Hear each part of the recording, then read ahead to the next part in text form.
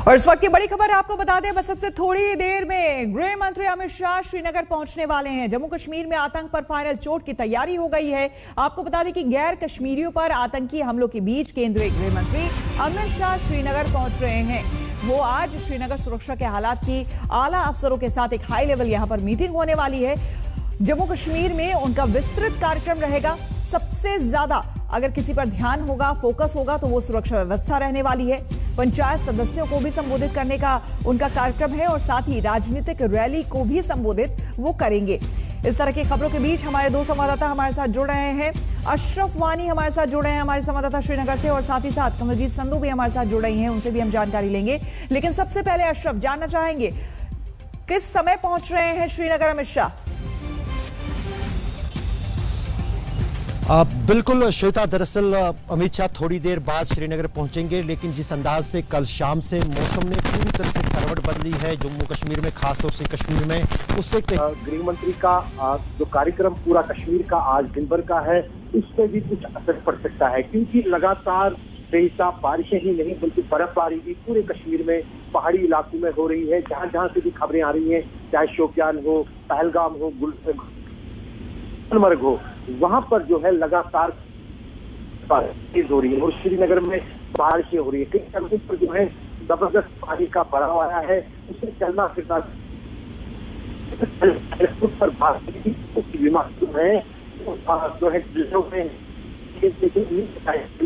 गृह मंत्री पर करीब 1 बजे के आसपास जो है श्रीनगर एयरपोर्ट पहुंचेंगे। उसके बाद सीधे वो राजभवन जाएंगे, जहां पास ही SKIC जो शेर कश्मीर इंटरनेशनल कन्वेंशन सेंटर है, वहां पर उनकी कुछ बैठकें हैं, खासतौर से जम्मू कश्मीर के लेफ्टिनेंट गवर्नर। ये दौरा काफी महत्वपूर्ण है सरकार की तरफ से और गृह मंत्री की तरफ से, क्योंकि अनुच्छेद 317 हटने के बाद पहली बार गृह मंत्री जम्मू कश्मीर के दौरे पर आए हैं। जब पिछली बार वो जम्मू कश्मीर के दौरे पर आए थे तब हालात कुछ अलग थे, व्यवस्था कुछ अलग थी, अब व्यवस्था भी बदल गई और हालात भी बदल गई। लेकिन पूरा जोर जो गृह मंत्री का होगा इस दौरे के दौरान, वो न सिर्फ जम्मू कश्मीर में सुरक्षा व्यवस्था का जायजा लेना, बल्कि जो कार्य डेवलपमेंट के जम्मू कश्मीर में शुरू किए जा रहे हैं उनको भी जो वो समीक्षा लेंगे। और खासतौर से जो श्रीनगर से अब अंतर्राष्ट्रीय उड़ानें उड़ेंगी शारजा के लिए, दुबई के लिए, उसका भी वो उद्घाटन करेंगे। और यहाँ पर जो अलग अलग पंचायत के मेंबर्स हैं, सिविल सोसाइटीज हैं,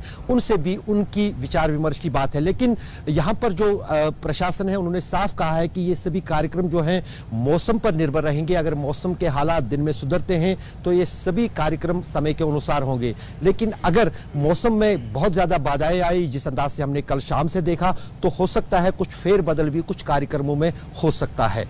श्वेता, बिल्कुल। कमलजीत भी हमारे साथ बनी हुई है। कमलजीत, आपसे हम जानना चाहेंगे सुरक्षा के मद्देनजर किस तरह के इंतजाम वहां पर किए गए हैं? अगर तस्वीरें हो तो आप हमें तस्वीरों के जरिए बताइए, क्योंकि गृह मंत्री का ये दौरा है, काफी अहम है और आतंकियों की तरफ कुछ इनपुट्स भी मिले हैं कि आतंकी हमले की आशंका भी है। देखिए, जहां पे हम खड़े हैं, हम स्ट्रैटेजिकली आपको पहले तो बर्फ दिखाना चाहेंगे, क्योंकि कश्मीर घाटी के ऊपरी हिस्सों में बर्फ गिरी है, तो पहले तो आपको वो दिखा दें। और हम राजभवन के तकरीबन कुछ किलोमीटर पहले खड़े हैं। ऐसा बताया जा रहा है कि मीडिया को शायद अलाउ किया जाए, और अगर ऐसा होता है तो हम पहले वहां पे पहुंचना चाहेंगे। आपको ये भी बता दें कि सुरक्षा चप्पे चप्पे पे लगाई गई है।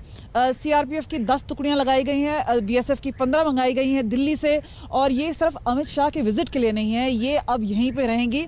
और ये इसलिए किया गया है क्योंकि जिस तरह से इजाफा हुआ है आतंकवादी घटनाओं को देखते हुए, तो ड्रोन ग्रिड में भी बांटा गया है, CCTV लगाया गया है, फेशियल रिकग्निशन टेक्नोलॉजी लाई गई है। उसके अलावा हम बात करें अतिरिक्त मैन पावर तो है ही है। जो बंकर्स हैं कई जगह पे पुराने पोजीशन में, ऐसा लग रहा था कि शायद स्ट्रैटेजिक पोजीशन में नहीं है, तो वो फेरबदल किया गया है। और हर जगह पे स्ट्रैटेजिक पॉइंट में शार्प शूटर्स लगाए गए हैं। डल लेक पे जो स्पीड बोट्स हैं वो लगाई गई हैं।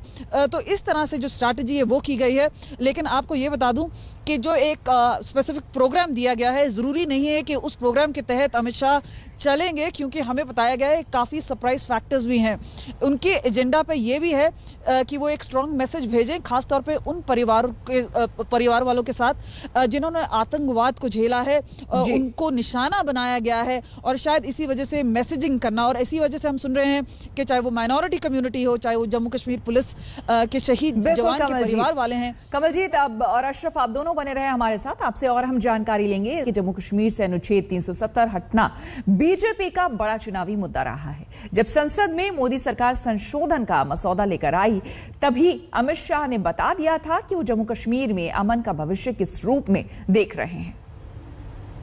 संविधान के अनुच्छेद 370(3) के अंतर्गत घोषणा, भारत के संविधान के अनुच्छेद 370 के खंड 1 के साथ पठित अनुच्छेद 370 के खंड 3 द्वारा प्रदत्त शक्तियों का प्रयोग करते हुए राष्ट्रपति संसद की सिफारिश पर यह घोषणा करते हैं कि वह दिनांक जिस दिन भारत के राष्ट्रपति द्वारा इस घोषणा पर हस्ताक्षर किए जाएंगे और इसको सरकारी गजट के रूप में प्रकाशित किया जाएगा, उस दिन से उक्त अनुच्छेद 370 के सभी खंड लागू नहीं होंगे। मैं जब जम्मू एंड कश्मीर बोलता हूं, माननीय सदस्य, इसलिए एग्रेसिव हूं कि जम्मू एंड कश्मीर के पीएको को आप भारत का हिस्सा नहीं मानते हो क्या? एग्रेसिव ना हो, जान दे देंगे इसके लिए। क्या बात कर रहे हो आप? एग्रेसिव होने की क्या बात कर रहे हो? जान दे देंगे इसके लिए। यूपी में चुनावी राजनीति तेजी से गरमा रही है। राजनीतिक दल पूरी तरह एक्शन में दिख रहे हैं। प्रियंका गांधी आज बाराबंकी में कांग्रेस की प्रतिज्ञा यात्रा की शुरुआत कर रही है। कांग्रेस बाराबंकी से बुंदेलखंड, सहारनपुर से मथुरा और वाराणसी से रायबरेली तक प्रतिज्ञा यात्रा शुरू कर रही है। उधर सीएम योगी का लखनऊ में कार्यक्रम है, जहां वो पिछड़ी जातियों के एक सम्मेलन में भाग ले रहे हैं। बीजेपी का फोकस इस बार गैर यादव जातियों पर है। लखनऊ में बीजेपी लगातार सम्मेलन कर रही है। उधर मेरठ में अज़दुद्दीन ओवैसी का अल्पसंख्यकों के साथ एक कार्यक्रम है। और आपको बता दें कि बिहार में कांग्रेस और आरजेडी के रास्ते जुदा होते हुए दिख रहे हैं। कन्हैया कुमार ने कांग्रेस में शामिल होते ही तेजस्वी पर हमला करना शुरू कर दिया है। दो पुराने दोस्तों में कटुता और तल्खी साफ साफ दिखने लगी है। तो ये बात तो समझना पड़ेगा ना कि जो जहां मजबूत है, अगर गठबंधन में हम मजबूत हैं तो आप मेरे को मदद कीजिएगा। कांग्रेस पार्टी बंगाल में चुनाव लड़ी ना, ताकत अपना देख ली, लेकिन बैठक में ममता जी भी आती है ना साथ में ऑपोजिशन के। पिछले बैठक में सोनिया गांधी जी बुलाए थे, हम लोग सब लोग थे। और दुख की बात यह है कि एक पढ़ा लिखा इंसान लठैत की भाषा बोलता है और हमारे प्रभारी के बारे में उनको मालूम नहीं है कि ये कौन है। ये जो आपके बीच में बैठे हुए इंसान हैं, मैं इनके बारे में आपको बताता हूं कि अगर इनके जैसे लोग कांग्रेस पार्टी में नहीं होते तो हमारे और जिग्नेश जैसे लोगों को कांग्रेस पार्टी में आने का हिम्मत नहीं।